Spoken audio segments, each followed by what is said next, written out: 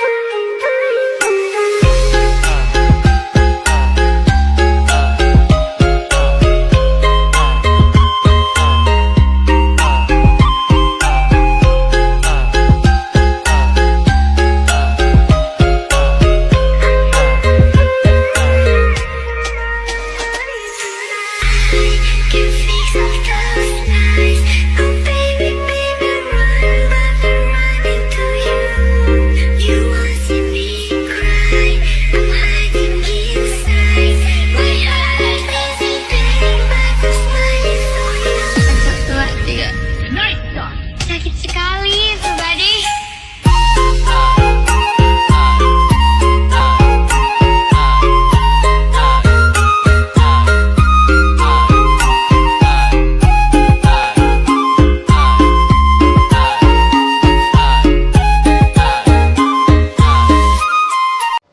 Assalamualaikum warahmatullahi wabarakatuh.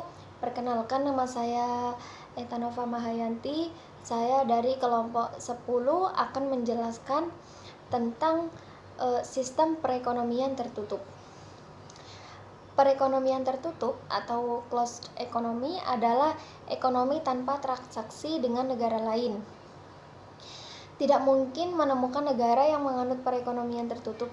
Hampir semua negara melakukan interaksi dengan dunia luar maupun perdagangan internasional, bahkan negara seperti Korea Utara. Membandingkan perekonomian tertutup dengan perekonomian terbuka. Saat menjalankan perekonomian tertutup, suatu negara tidak memiliki eksposur ke sektor eksternal, tidak ada ekspor atau impor, demikian pula tidak ada aliran modal atau transaksi keuangan internasional. Lawan dari perekonomian tertutup adalah perekonomian terbuka, di mana ekonomi terbuka suatu negara memungkinkan impor dan ekspor barang dan jasa. Interaksi dengan sektor eksternal juga melibatkan faktor produksi atau modal dan tenaga kerja, alih teknologi, dan kekayaan intelektual. Interaksi juga memunculkan pasar valuta asing untuk memfasilitasi transaksi antar negara. Di pasar valuta asing, kita dapat mengkonversi mata uang domestik ke mata uang asing, misalnya untuk membayar produk impor. Demikian juga ketika kita memiliki mata uang asing, kita dapat menukarnya di pasar ini untuk mendapatkan beberapa mata uang domestik. Perekonomian terbuka memiliki beberapa keunggulan. Konsumen dapat mengakses berbagai barang dan jasa luar negeri yang tidak tersedia di pasar domestik. Produsen mendapatkan beberapa bahan baku dan barang modal yang tidak tersedia di pasar domestik. Investor juga dapat melakukan diversifikasi investasi mereka di pasar keuangan internasional. Kita juga dapat bekerja di luar negeri untuk peluang yang lebih baik. Namun, ekonomi terbuka juga memiliki kelemahan. Risiko nilai tukar muncul, aliran modal internasional mengekspos stabilitas ekonomi domestik. Guncangan ekonomi di satu negara juga dapat dengan cepat menyebar ke negara lain, seperti krisis ekonomi di Amerika Serikat pada 2008 sampai 2009. Kemudian, beberapa negara kemudian mengadopsi beberapa kebijakan protektif. Mereka berusaha untuk melindungi ekonomi domestik dari kondisi yang tidak menguntungkan. Pemerintah melindungi industri dan lapangan kerja dalam negeri melalui tarif impor, kuota, hambatan non-tarif lainnya. Untuk mencegah arus modal berlebih yang negatif, mereka mengadopsi kontrol nilai tukar dan kontrol modal. Meskipun demikian, kebijakan protektif seperti itu mulai berkurang seiring dengan kemajuan globalisasi. Dalam beberapa dekade terakhir, tren global telah menyebabkan keterbukaan yang lebih besar. Produksi, perdagangan barang dan jasa, arus modal, dan tenaga kerja semakin terintegrasi antar negara. Hal ini ditandai dengan 1. Meningkatnya partisipasi negara berkembang di pasar dunia. Yang kedua, perluasan zona perdagangan menuju terwujudnya perdagangan bebas. 3. Integrasi ekonomi di bawah mata uang tunggal seperti zona euro. Yang keempat, penurunan biaya transportasi antar negara. Yang kelima, perubahan teknologi yang cepat dan terus-menerus yang menjangkau seluruh penjuru dunia. Yang keenam, meningkatnya peran perusahaan transnasional dan multinasional dalam rantai produk global. Kemudian contoh perekonomian tertutup. Saat ini tidak ada negara yang memiliki perekonomian tertutup sepenuhnya, bahkan tidak seperti Korea Utara. Ia masih memiliki kontak perdagangan dengan negara lain meskipun cenderung minim. Meski sebenarnya tidak menganut perekonomian tertutup, beberapa negara membatasi transaksi dengan sektor eksternal. Mereka melakukan kontrol atas arus barang, jasa, dan modal. Mereka juga menutup industri tertentu dari persaingan internasional dan investasi asing. Misalnya, beberapa negara penghasil minyak melarang perusahaan minyak asing beroperasi di negara mereka. Kemudian, bisakah perekonomian tertutup tumbuh? Nah, perekonomian tertutup adalah swasembada, yang berarti tidak ada impor yang masuk ke negara tersebut dan tidak ada ekspor yang keluar dari negara tersebut.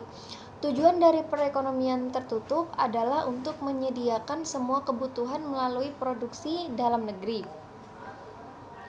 Negara-negara dengan perekonomian tertutup dapat tumbuh, tetapi tidak setinggi di bawah ekonomi terbuka. Untuk menumbuhkan ekonomi domestik, ia bertumpu pada konsumsi rumah tangga, investasi bisnis, dan pengeluaran pemerintah. Semua input produksi berasal dari dalam negeri. Demikian pula, investasi dalam perekonomian hanya mengandalkan tabungan nasional tanpa aliran masuk modal asing. Kemudian, mempertahankan perekonomian tertutup sulit dalam masyarakat modern. Misalnya, tidak semua negara memiliki bahan baku untuk produksi. Bahan negara miskin sumber daya alam dan terpaksa mengimpornya dari luar negeri. Ambil minyak mentah misalnya, itu tidak hanya untuk input energi, tetapi juga untuk berbagai produk lainnya, mulai dari pupuk hingga bahan plastik yang kita gunakan setiap hari, dan tidak semua negara memiliki cadangan minyak. Perekonomian tertutup membuat produksi barang menjadi sangat terbatas, baik dari segi jumlah maupun ragamnya. Orang dipaksa untuk mengonsumsi apa yang tersedia, membatasi kebebasan mereka untuk mengkonsumsi berbagai barang dan jasa. Perekonomian tertutup bertentangan dengan teori ekonomi modern. Perdagangan internasional adalah jalan menuju ekonomi yang makmur. Ekspor merupakan salah satu mesin pertumbuhan ekonomi. Ketika ekspor meningkat, produksi dalam negeri tumbuh, akibatnya bisnis menciptakan lebih banyak pekerjaan dan pendapatan dalam perekonomian. Warahmatullahi wabarakatuh. Saya Hilga Cahaya Nastia Pranata. Kali ini saya akan menjelaskan tentang teori perekonomian tertutup. Ekonomi tertutup merupakan penerapan sistem ekonomi yang tidak melibatkan masyarakat luar negeri. Kegiatan ekonomi hanya dipengaruhi oleh segala hal yang dilakukan dalam negeri. Hubungan yang dilihat hanya dari konsumen, produsen, dan pemerintah. Masyarakat luar negeri tidak terlibat dalam sistem ini. Materi ekonomi tertutup ini lebih sempit cukupannya daripada ekonomi terbuka. Ekonomi tertutup hanya pada ruang lingkup suatu negara. Ekonomi tertutup lebih fokus pada bagaimana pendapatan, konsumsi, produksi, dan peran pemerintah dalam suatu perekonomian. Hubungan antar pelaku ekonomi ini dapat dikatakan suatu perekonomian dalam lingkup, dapat dikatakan mikro dan makro tergantung beberapa sektor yang ada dalam perekonomian itu. Jumlah sektor yang terlibat semakin banyak maka menandakan bahwa ekonomi tersebut termasuk ekonomi makro. Ini dapat dua jenis yaitu ekonomi dua sektor dan tiga sektor, di mana pemerintah memiliki peran dan tidak memiliki peran. Ekonomi tertutup biasanya merupakan ekonomi yang bersifat mikro. Contoh, hubungan antara rumah tangga konsumsi dan produksi saja. Pembahasan lebih mendalam akan kita bahas dalam pengertian ekonomi tertutup, jenis dan contohnya. Ekonomi tertutup adalah suatu sistem ekonomi yang tidak melakukan hubungan dalam bentuk apapun dengan pihak luar negeri. Ekonomi ini hanya ada secara teoritir saja karena pada kenyataannya tidak ada negara yang tidak melakukan hubungan internasional dalam berbagai bidang. Terdapat beberapa negara yang agak tertutup namun tidak secara total, negara hanya membatasi pada sektor-sektor tertentu. Ekonomi tertutup merupakan suatu sistem yang tidak melibatkan pihak manapun kecuali produsen dan konsumen. Kegiatan ekonomi hanya memiliki dua pelaku saja. Sistem ekonomi seperti ini mungkin tidak lagi kita temui. Sistem ekonomi ini terjadi pada masa tradisional dan masih menggunakan sistem barter. Ekonomi tertutup merupakan cara pandang sederhana akan suatu perekonomian agar tidak banyak yang terlibat dan membuat suatu kemungkinan baru adanya pelaku ekonomi yang baru. Melihat kondisi saat ini, ekonomi tertutup sangat tidak mungkin dilakukan melihat segala kebutuhan kita yang bersifat modern. Semua kegiatan menggunakan jaringan internet. Peran pihak luar negeri sudah tidak bisa kita hindari. Negara Indonesia juga merupakan negara yang menerapkan sistem ekonomi terbuka, bukan tertutup. Ketika kita melihat negara kita, maka dapat dipastikan pihak luar negeri ikut adil dalam kegiatan ekonomi kita. Negara Indonesia banyak melakukan kerjasama dengan luar negeri pada berbagai bidang khususnya politik, ekonomi, sosial, dan pendidikan. Adapun definisi ekonomi tertutup menurut para ahli antara lain sebagai berikut. Menurut Rekso Prayitno, ekonomi tertutup ialah suatu sistem ekonomi yang tidak mengenal hubungan dengan negara lain. Pelaku ekonomi hanya dua, yaitu konsumen dan produsen. Segala kegiatan ekonomi hanya memanfaatkan faktor produksi yang ada. Ekonomi tertutup hanya menganggap peran rumah tangga konsumen dan produsen. Pendapat di atas lebih condong pada perekonomian dua sektor yang tidak melibatkan pemerintah. Ketika pemerintah tidak terlibat, maka juga tidak ada hubungan internasional, pedagang internasional, dan perusahaan multinasional. Kita dapat membedakan ekonomi tertutup menjadi dua jenis, yaitu ekonomi dua sektor dan tiga sektor. Berikut pembahasan tentang ekonomi dua sektor dan tiga sektor tersebut, antara lain: 1. Ekonomi dua sektor. Jenis ekonomi ini biasanya disebut dengan sistem ekonomi sederhana. Pelaku ekonomi dua sektor ini hanya dua, yaitu rumah tangga konsumsi dan rumah tangga produksi. Kegiatan konsumsi dapat dikendalikan secara langsung oleh dua sektor tersebut. Tidak terdapat keterlibatan dari pihak manapun. Hubungan dua sektor ini terdapat 4 arus, yaitu 2 arus uang dan 2 arus barang.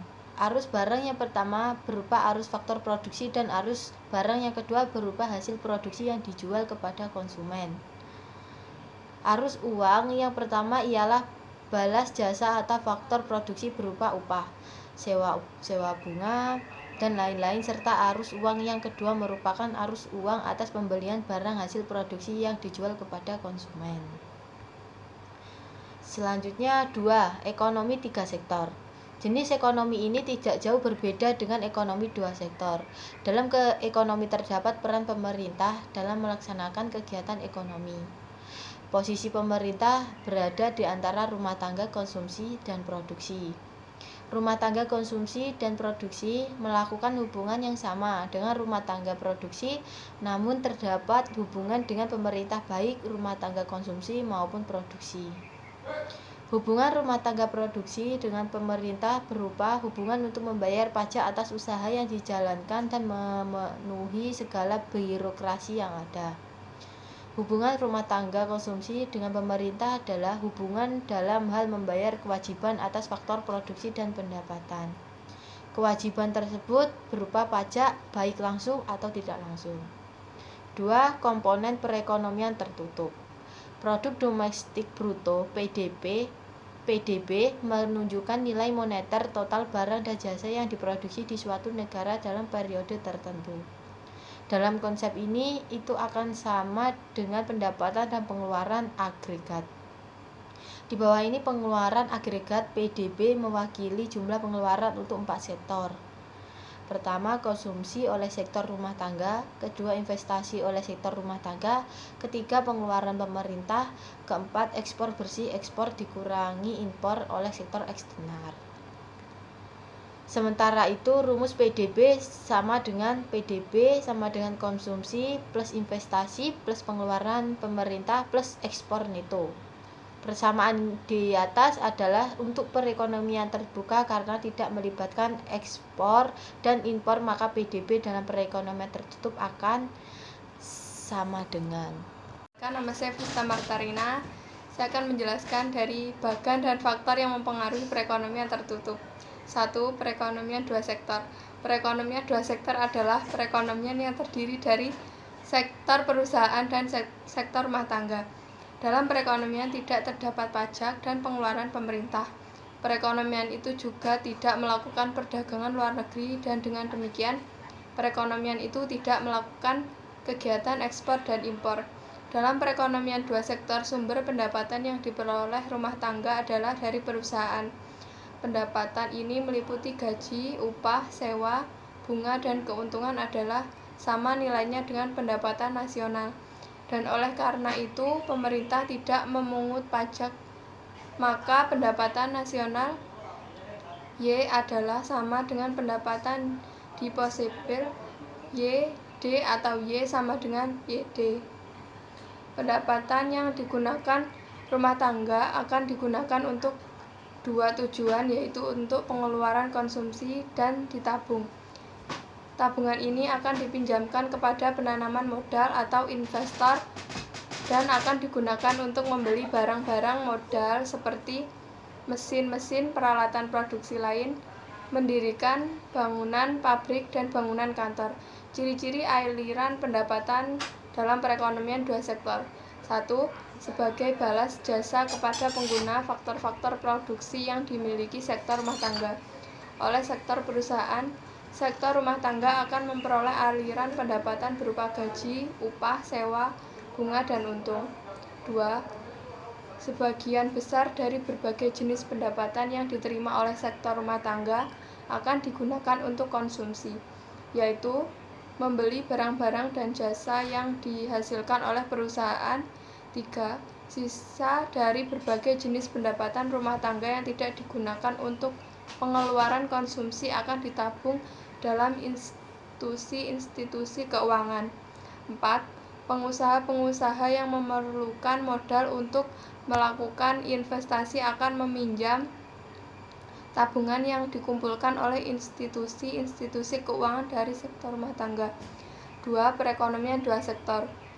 1. Sektor rumah tangga membeli barang dan jasa dari sektor perusahaan dan sebagai imbalannya sektor perusahaan menerima uangnya.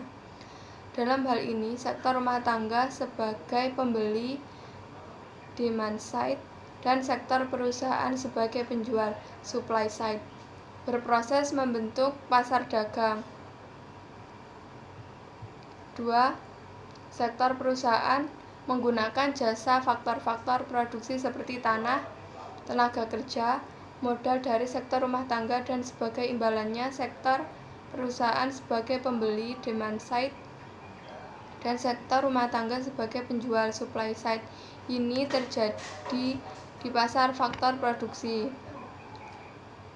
3. Uang yang diterima sektor rumah tangga sebagai uang sewa, upah, bunga disebut sebagai pendapatan atau penghasilan rumah tangga, disimbolkan dengan YRT. Pengeluaran untuk pengeluaran barang dan jasa disebut pengeluaran konsumen, disimbolkan dengan CRT. Sisa pengeluaran rumah tangga yang ditabung, saving, disimbolkan dengan SRT. Persamaan pendapatan rumah tangga, YRT sama dengan CRT tambah SRT. Pendapatan perusahaan, uang yang diterima oleh sektor perusahaan disimbolkan dengan YP. Uang yang akan digunakan untuk membayar sewa tanah, upah tenaga kerja dan bunga disebut ongkos produksi atau pengeluaran investasi disimbolkan dengan IP. Pengeluaran konsumsi perusahaan disimbolkan dengan CP. Persamaan penerimaan perusahaan, YP sama dengan CP tambah IP. Keseimbangan pendapatan. Dalam ekonomi tertutup, dua sektor pendapatan yang diterima perusahaan, yang diterima rumah tangga, YP sama dengan YRT. Pengeluaran konsumsi perusahaan sama dengan pengeluaran konsumsi rumah tangga, CP sama dengan CRT. Dengan demikian, SRT sama dengan IP. Perekonomian tiga sektor. Ekonomi tiga sektor adalah perekonomian yang meliputi kegiatan dalam sektor perusahaan, rumah tangga, dan pemerintah. Dengan demikian, dalam menganalisis perekonomian tiga sektor, pada hakikatnya akan diperhatikan peranan dan pengaruh pemerintah atas kegiatan dalam suatu perekonomian. Campur tangan pemerintah dalam perekonomian ini menimbulkan dua perubahan penting dalam proses penentuan keseimbangan pendapatan nasional, yaitu pungutan pajak yang dilakukan pemerintah akan mengurangi pengeluaran agregat melalui pengurangan atas konsumsi rumah tangga. B. Pajak memungkinkan pemerintah melakukan perbelanjaan dan ini akan menaikkan perbelanjaan agregat. Kedua aliran pengeluaran atau pendapatan ini akan mengubah pola aliran pendapatan dalam perekonomian. Dalam perekonomian, tiga sektor belum terdapat kegiatan mengekspor dan mengimpor. Oleh sebab itu, ekonomi tiga sektor dinamakan juga ekonomi tertutup.